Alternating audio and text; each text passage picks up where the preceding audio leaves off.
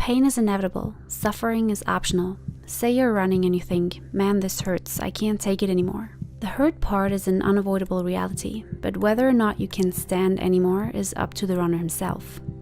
Haruki Murakami. If there's one thing we all have in common, is that we want to be happy. But more often than not, we pin our happiness to people, circumstances, and things. We attach ourselves to feelings as if they define us, and ironically, not just positive ones. And when something changes or gets lost, we melt into grief. But if you've wallowed in regret or disappointment long enough, it can seem safe and even comforting to suffer. Your inability to avoid change may make you angry, sad, and frustrated. It can be hard to let go of the false belief that the only way to achieve happiness again is to regain what's been lost.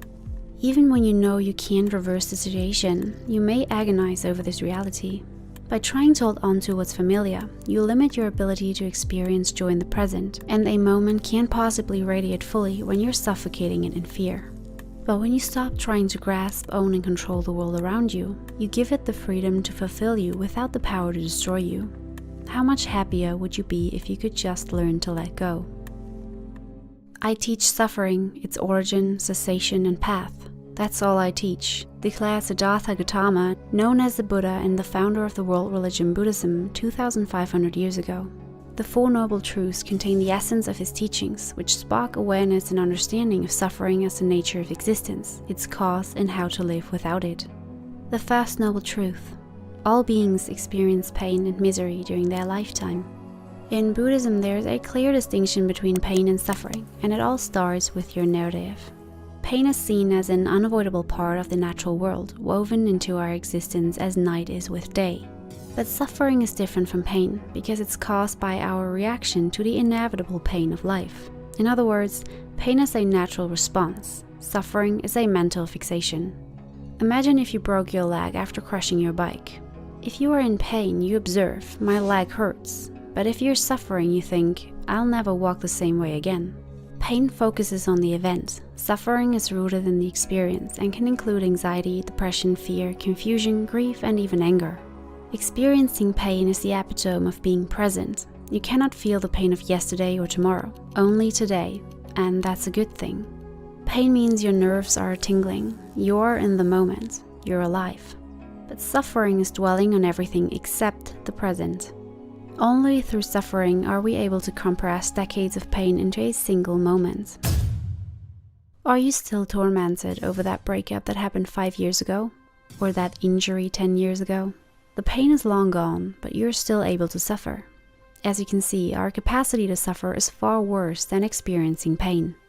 We are subject to desires and cravings, and experience a continuous ebb and flow of pleasure and pain, gain and loss. But even when we're able to satisfy these desires, the satisfaction is only temporary. Pleasure does not last, or if it does, it becomes monotonous. Even when we're not suffering from outward causes like illness or loss, we are unfulfilled, unsatisfied. This is the truth of suffering. As humans, we feel more secure when we have a sense of predictability in our lives. We therefore develop a great capacity for denying a simple truth. Life is not ideal. Nothing ever stays the same. Even if we do everything right and exercise every precaution, we can still face change or unexpected loss. But instead of understanding and working with the inevitability of change, we resort to a fear-based behavior, trying to take control and force other people and situations to conform to our expectations. The first noble truth of Buddhism is a reminder not to slip into the avoidance behavior of denial. While it's not wise to create gloomy thoughts about how matters might take a turn for the worse, consciously ignoring the reality that all situations transform sets you up for a great shock when that time comes. Instead, embrace uncertainty, because when nothing is certain, everything is possible. To embrace uncertainty, what you need to realize is that you can't control everything. In fact, in such a complex world like ours, we really have very little control. There's only one thing we can control, and that is our attitude, which may sound similar to the philosophy of Stoicism. Stoics believe that we are only in control of our own actions and responses towards the outer world. The second step to letting go is coming to a greater awareness and understanding that suffering is rooted in attachments and expectations. Grasping gives birth to aversion and delusion, and from there arises jealousy, anxiety, hatred, addiction, possessiveness, and shamelessness, the causes of our individual and global suffering. Clinging to what once was, avoiding the process of grief and acceptance, ultimately causes paralysis. Grasping for a future set of circumstances identical to the past holds you back from discovering what better roads lie ahead, outside of your sight. The desire to backtrack or reconstruct will likely result in you walking around in circles, lost in the dark woods, instead of peering around corners to find new paths. All our attachments originate from the ego, a false belief in a separate self. However, saying that the self is unreal is not the same as saying you don't exist, which is a common misconception. You do exist, but not in the way you think you do. The Buddha taught that the ultimate cause of our unhappiness and dissatisfaction with life is that we don't know who we really are. We think there's a self, which is something inside our skin, and what's out there is everything else. But according to the Buddha, this is an illusion that keeps us trapped in samsara, an endless cycle of death and rebirth. A giant spoked wheel, constantly turning with ignorance, craving, and aversion, condemning us to spin round and around on this wheel of becoming, dying only to be reborn in the same suffering state eternally. But what does attachment look like in everyday life? You've built your ego through years of conditioning. It is who you believe yourself to be, and it is also what separates yourself from all other things and people. When you're attached to your ego, you're attached to how you see yourself to be, and when reality doesn't match up to that image, your attachment causes you to suffer.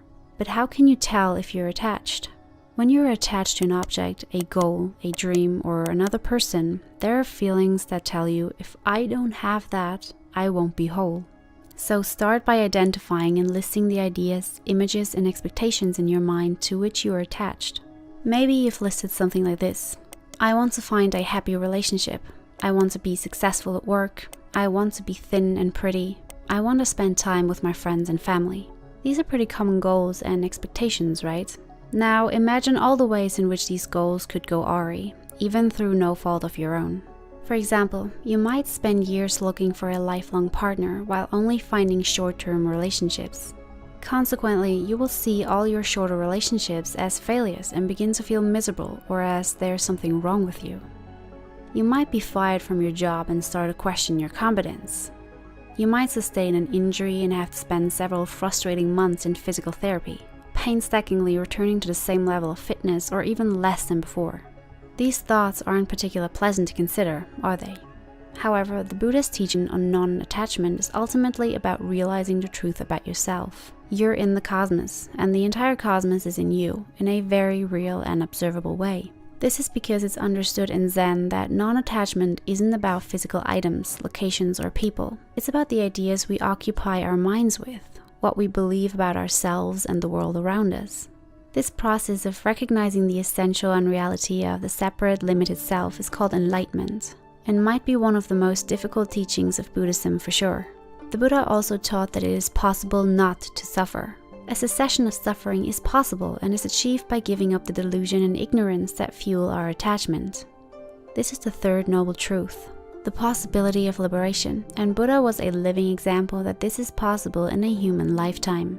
The Oxford Dictionary defines detachment as a state of being objective or aloof, and therefore detachment in Buddhism is often misunderstood as a physical act of withdrawal, or even a form of austerity, and if taken out of context can give the impression that we should develop a lack of concern for others and that we should live without truly feeling or expressing our emotions, even disconnecting from them, in other words, cutting ourselves off from life. But attachment doesn't happen overnight. It starts to take place after spending a good amount of time in a certain situation, or with a person like a family member, co-worker, friend, or lover. We don't necessarily get attached to the situation or person itself, but rather to the experience we have with them. We get attached to the range of emotions that this particular situation or person stirs up in us, good or bad. Consequently, our mind identifies an emotion as either pleasurable or pleasant, and we crave more of it. And when attachment develops, we fear losing this person. In other words, we feel losing the emotions that they make us feel. We especially get attached to people who make us happy because we are prone to believe that we need an outside factor to complete our sense of happiness. This is why detachment is important, because let's be honest, no one is happy being dependent on anyone or anything. Even if we claim that we're happy with our attachment, there will come a time when circumstances prove us wrong.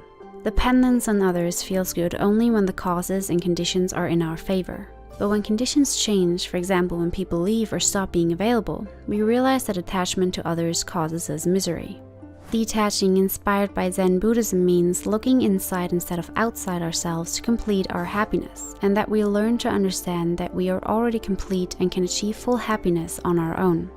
Any happiness coming from the outside is merely an addition to our already existing happiness, but it's not dependent on the absence or presence of the object or person. As the spiritual author Ron Rathburn wrote, true detachment isn't a separation from life, but the absolute freedom within your mind to explore living. This shift in perspective that comes when you recognize that there's no such thing as a permanent sense of happiness begins your healing from suffering. The next step is to accept that you must broaden your definition of what you need in order to be happy, giving up the habits of clinging and grasping, as well as the need to control external circumstances. The final noble truth is the Buddha's prescription for the ending of suffering, but has dual meaning, suggesting either the end of suffering in this life, on earth, or in the spiritual life, through achieving nirvana. When one has achieved nirvana, which is a transcendent state free from suffering and our worldly cycle of birth and rebirth, spiritual enlightenment has been reached. Attaining the end of suffering, however, is a set of principles called the Eightfold Path, or Middle Way. For further insights, please check the description box. It's important to balance a thirst for something better with an acceptance of what is right now. Balance allows you to live in the present moment, and trust that your acceptance will clear the mist of confusion and distractions and show you the way to move forward into happiness again. Here's the paradox of change. Until you can accept what is, you cannot move into what might be.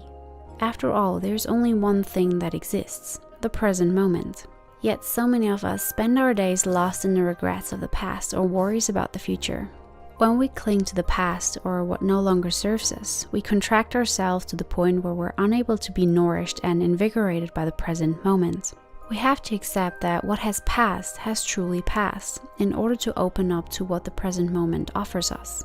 In the end, detaching and letting go is a state of mind, which starts with mindfulness. In Buddhism, mindfulness is more than meditation. It's a whole body and mind awareness of the present moment, which allows you to observe yourself silently and watch what unfolds and arises from within you. It may be that there was something bothering you that was real in the past, and it may very well be that something could happen in the future that you will find painful. But if those things are not happening right here and right now, then they are not real right here and right now.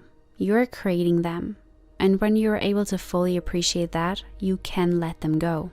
Meditation offers a chance to step back and observe yourself, your thoughts, and your emotions as they come and go with a spirit of non-judgment.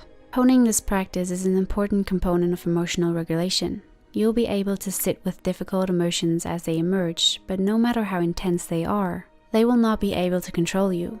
It's possible to observe the moment and make a conscious choice. As you grow in your mindfulness practice, you will find yourself becoming increasingly accepting of yourself, the present moment, the nature of the world, the connections among all beings, and the impermanence of all beings. A simple truth, a major challenge. There is no three-step formula for letting go. However, consistent practice of the Buddhist path will make it much easier. Having said that, Western psychology also thoroughly acknowledges suffering. But in certain ways, it leads us to simply accepting our suffering, what Freud called our ordinary level of neurosis. Like Freud, the great existential philosophers Sartre and Camus also focused on the inevitability of our suffering. But a philosophical or psychological acceptance of normal unhappiness is a poor place to end the story, isn't it? The Four Noble Truths promise much more. They are a complete and systematic set of psychological principles and teachings that we can use to end the causes of suffering. Through their understanding, we can realize freedom. If you found value and enjoyed watching, give this video a thumbs up and subscribe for more videos.